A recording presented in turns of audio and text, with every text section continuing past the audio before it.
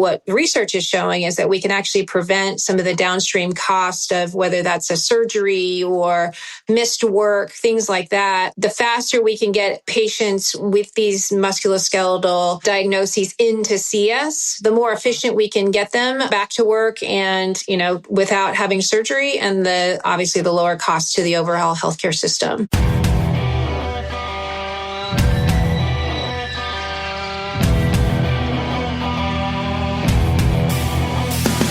Try to fix the current system or reimagine something new? Will healthcare ever serve consumers just like me and you? The power's in our hands, but every side's gotta come together. We want the newer generations to get something better. Until we flip the script and talk about what gets prevented. Until we see the changes permanent as if we meant it. Until healthcare is finally consumer-centered. We've got a lot to rap about. Welcome back to the leading podcast about consumer-centered health. This is more than a show, this is a mission, y'all. As healthcare leaders, we're here to share with you the latest consumer-centered ways that healthcare is being designed, marketed, and delivered. And as consumers yourselves, we want you to understand how these options work and why they might be right for you and your loved ones. Here's what's going down today. Our latest shout-out goes to those working on the digital front door, engaging consumers and trying to simplify the complexities of accessing care. Then I speak with Dr. Heidi Jannenga, co-founder and chief clinical officer of WebPT, who shares lessons and trends from the forefront of outpatient rehab therapy, including the latest AI-based clinical decision support tools, success from digitized home exercise programs, and the shift back to clinician-centered models. I'm Jared Johnson. Let's get it.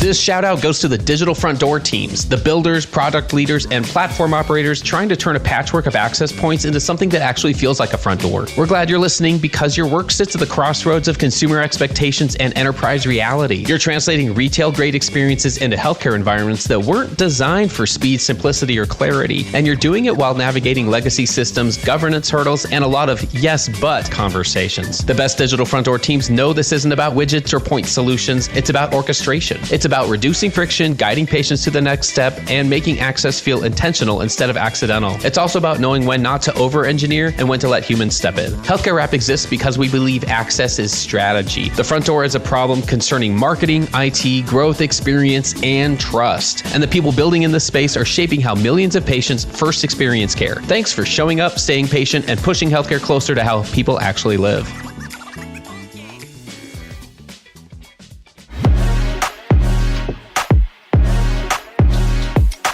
Hey, I'm here with my friend Carol Flagg from Healthcare Now Radio. Carol, you and I have an exciting new partnership that we want to tell people about. Yep, we'll actually be launching an exclusive new opportunity called Limited Series.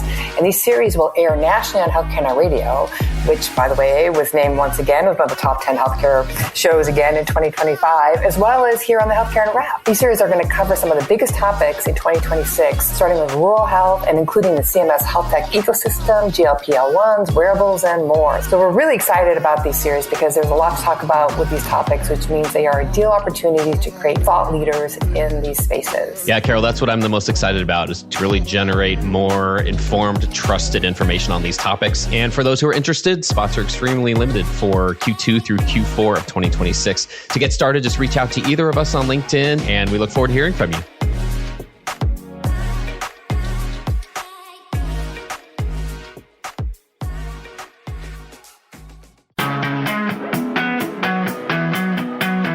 Hey y'all, I'm here with Israel Crush, founder of Hyro. Israel, what's an easy to understand example of how an AI agent can help consumers in their health journeys? A simple section would be the fact that instead of enrolling into Medicaid and proving that you're eligible once a year, you need to do it once every 6 months.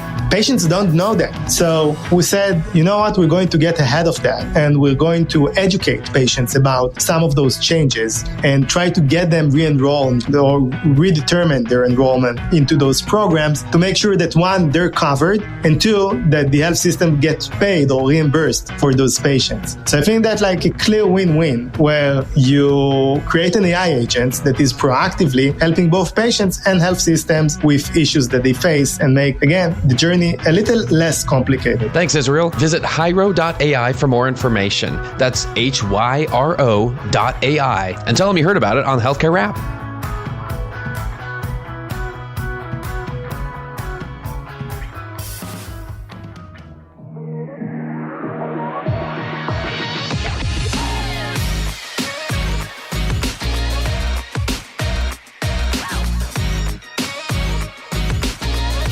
flow, the flow, the flow.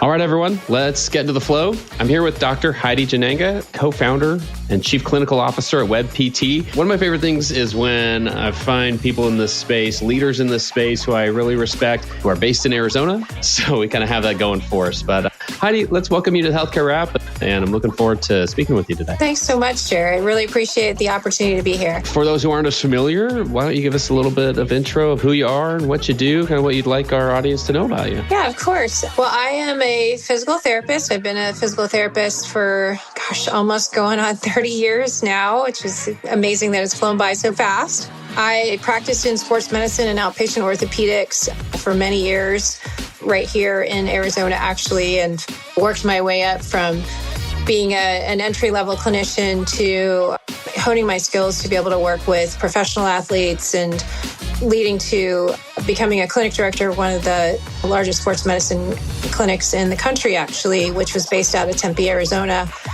And as a clinic director, I had fiduciary responsibilities for the practice. And you have to take yourself back in healthcare. A lot has changed in the last 20 years or last 10 years, really.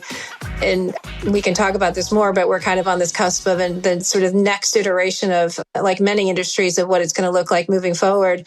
But at that time, the majority of us were documenting on pen and paper. One of our largest expenses in my practice was transcription and dictation. So we were talking out through all of our notes through a phone, having someone else write it up, and then coming back and being able to fax that information to physicians and otherwise. So I happened to be dating a software engineer at the time, and EMRs were just starting to come online. So we put our heads together and we're going to build something specifically just for my practice. We took about 6 months to do that. And lo and behold, we stumbled onto something that eventually became something that my colleagues in the area wanted to use. And we did a little market research, and we found at that point that 80% of physical therapists were documented on pen and paper. So it wasn't just a problem I was having, it was ubiquitous throughout the industry. So we launched the company in February of 2008. So if you do your math, when we started to build in 2006, we're coming up on 20 years, which again is blows my mind sometimes with regard to the time that amount of time that has passed in such a short feeling period of time. Yeah, so that was where WebPT was born. WebPT is an EMR platform for rehab therapists, so physical therapists, occupational therapists, and speech language pathologists. We've evolved to a true platform now powered by AI, and really the technology platform utilized by just shy of 50% of the market now in the US. And so I'm the chief clinical officer today and really work continuously on making sure the product is healthy, but also just really advocating on behalf of our industry with regard to technology and patient care. For those who maybe either just aren't as familiar, what's kind of like a baseline? I know there's no ever completely typical experience, but what are some of the common touch points, I guess, in a patient or consumer experience for somebody who's going through their outpatient rehab therapy? And you mentioned a lot of things have changed. So I just wonder what has changed among some of those just major parts of a typical experience over the last year or two? Yeah, so it's not dissimilar to many other parts of healthcare. So as a patient, right, being able to fill out your forms before you even come to the clinic visit. So being able to do that online, being able to schedule your appointments without having to call the clinic and make sure that you get all of your appointments scheduled. You can do that online. So online scheduling is another fairly new, just because of the nuance and complexity with insurance coverage and compliance regulations. But for the most part, online scheduling is important. And then, of course, patient portals, right? Being able to pay your bills online, see your statements, being able to take care of the financial components of your practice. And then also communication, right? Being able to communicate it through HIPAA compliant standards with your clinician to be able to provide feedback from one visit to the next visit so that in the interim, you're not kind of sort of left hanging if you had questions on your home exercise program, things like that. I mean, I can go on and on. There's so many things that have been digitized in our world, from a digital home exercise program. Right before, when I was practicing, we would hand them a piece of paper. Now I can give them a link and have them watch videos of their exercise. They can watch themselves doing their videos that we video in our clinic. It goes on and on of all the sort of technology components that are part of a typical from start to finish PT visit that are accessible now. Yeah, it's amazing to think about, like you said, how much has been digitized, especially recently. Now, when I kind of back this out a little bit and think, I know you follow a lot of trends very closely in healthcare. So we're recording this at the end of 2025. Wondering what stood out to you most this year, just high level trends, and especially ones, any of these developments that kind of reshaped what you're talking about, the outpatient rehab therapy space or any related spaces. Like, what were some of those things that you were just paying attention to? Well, coming off of COVID, right, we were very much an in-person practice. We do a lot of hands-on care as physical therapists. And post-COVID, we had to send everybody home and we were thrown into, well, could we treat patients via digitally like this, doing virtual visits? And while that's not optimal to have 100% of your visits done virtually due to the hands-on care that we provide, what's emerged is a hybrid care model, which a lot of research has been done on now, that actually with a blend of a few virtual visits as well as getting that those in-person sessions can actually provide the same or better outcomes because of the frequency in which the virtual visits can be done. And you don't have the necessity of jumping in your car, coming into the clinic, like the time that it takes to do that. And so that's really what I think is from a cost of care as well, not only from a delivery, but also from a cost savings on the patient side, seems to be the trend that will probably become more accepted as we move forward. It's still being resisted from, this is how we've always done it. So I think the hybrid model is going to make a bigger comeback, especially when you link that to reimbursement moving forward. And of course, we couldn't talk about digitization without talking about AI, of course. For sure. With regard to AI and PT, there's been this huge wave this past year, like in many other industries, as we look forward, like the technology piece of, we never want to replace, and we're never going to really replace that human aspect that's needed in healthcare, right? The patient provider connection is really critical. Again, the sort of hybrid component of it, of within a provider's experience, there's the operational efficiencies that we can gain, the billing component. A lot of the repetitive things that we're doing today with documentation can be overcome with the use of AI. And then also, I think, really importantly, is the clinical decision support. So taking all of the data and information and knowledge about this patient and synthesizing that really quickly to come out with some potential suggested clinical pathways. And this is going to help the patient hopefully get even better care and more efficient care delivery so that they can get answers even and better outcomes in the long run. A couple of things maybe I can dive into a little bit more with you. So you mentioned hybrid care, right? And that could be making a comeback. What would drive one of these practices or anyone who, like a clinical leader who is more resistant at first to going back towards a hybrid care model? Part of it is honestly a necessity because of the shortage of clinicians. You're able to see more patients virtually in a day than you could because you don't sit there for an hour with a patient, right, online. And so these visits are anywhere from 15 to maybe 30 minutes, depending on the complexity of the patient. And so you're able to log off, log on, one patient right after another for a period of time versus what you would need to do when you have patients in clinic. And so sheer volume increases. And then, with this sort of change in how we like to do work, burnout has been a big issue in our industry as well. And so having a bit more quote unquote work-life balance in which you can have a half day when you're just seeing virtual visits, for example. So it makes the work week sort of broken up into in clinic versus maybe work from home to see some of these some of these virtual visit models on certain days, things like that. So it helps to combat the burnout issue. It also allows for an increased volume of visits that you could complete and patients you could see within a day, within a week's period, if you will. Interesting. Okay. So then you kind of mentioned like staffing shortages kind of impacting that as well. So that sounds kind of like a shift from patient-centered care to a clinician-centered reality, if you will. Is that accurate, I guess? And then how do you see that playing out in 2026? This has been a huge battle this past year and actually, honestly, post-COVID. And this is a looming crisis, to be honest, in our industry, and with the potential for it to even get worse. There's some legislation right now with regard to some changes in the amount of federal funding that will be accessible by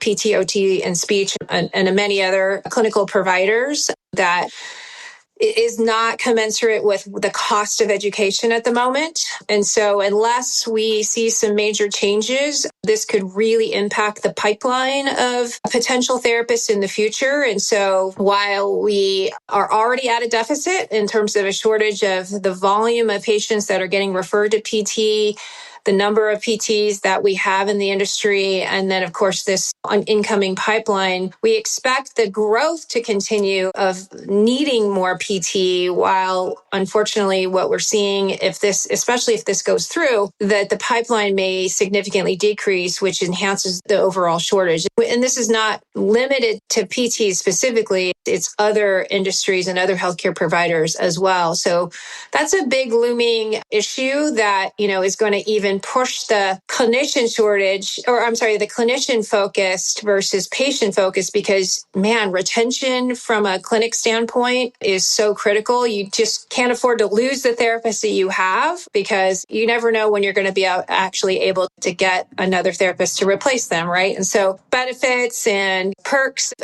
from an employer standpoint, definitely skewing more towards the employee at this point. I do want to give us a few minutes here to kind of talk about other things that you see happening in 2026, either what you're paying attention to or even dare make some predictions here, especially when we're talking about emerging opportunities for rehab therapy leaders, things to prepare for. They haven't mentioned yet. I mean, clearly the things we just talked about from the staffing shortage side and the care models themselves, these things will clearly play out. What else are you seeing, and how are they affecting those that you're speaking with? I touched on the AI for clinical decision support, and I really think that as a future enabler for PTs, again, to be able to increase the volume of patients that they're able to see and truly allow AI to be a co-pilot with us alongside of our education and skill sets. I think it's going to be a big factor moving forward. Not only that, but also just the efficiency of running a business. Part of the issue with declining reimbursements, higher education costs, all of those things, like the margin in most clinical practices has shrunk significantly. And so ways to deliver care more efficiently and run your business more efficiently, and a lot of emphasis is being put on AI for these types of benefits, I think is what we're really looking to see if that can come to fruition in 2026. And then for us, we've been beating this drum, but for quite a long time as physical therapists, because we do understand our education puts us at the forefront of musculoskeletal care. And with low back pain being the number one cost to healthcare, it is really an issue that we sit at the forefront of doing. And so having more autonomy and truly being looked at as the quote unquote primary care providers for musculoskeletal health, I think will allow us to be able to direct care. And hopefully what research is showing is that we can actually prevent some of the downstream cost of whether that's a surgery or missed work, things like that. Like the faster we can get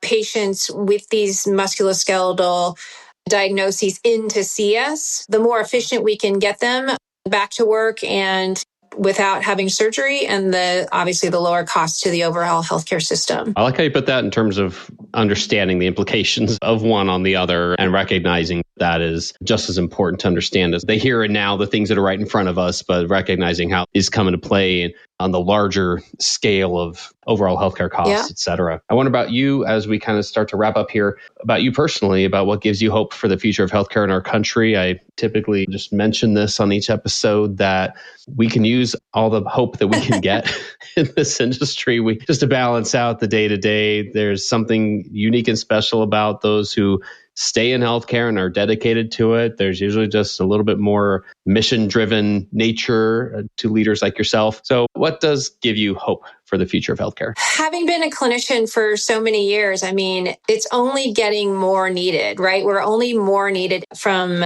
the standpoint of more people are getting hurt, more people are, in our world, more people are getting active, which is great, which tends to lead to more industry. So we couldn't be more needed by patients today than ever before. The future for me is one of hope is really in those that are choosing to become PTs. So in my nonprofit world with Rising Tide, we get the benefit and the just absolute pleasure to get to meet the next generation of physical therapists who are just so enthusiastic, so passionate, so excited to be able to change the world, but also to be able to help patients, and not just the mainstream patients, but patients from their communities, patients from in rural communities, things like that. And so trying to increase the access to care in general is what we're trying to accomplish with Rising Tide, but also they are fully embracing that opportunity moving forward. And so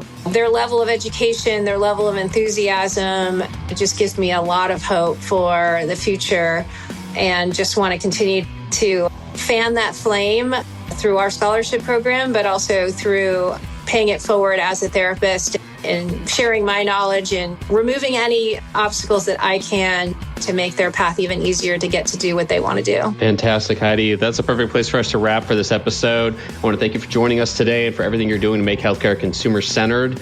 We'll keep paying attention to what WebPT is doing in the industry, and I just want to wish you good luck with everything you have going on, and can't wait to see some of these things happen in 2026 and beyond. Thanks, Jared. Really a pleasure being here. Appreciate it.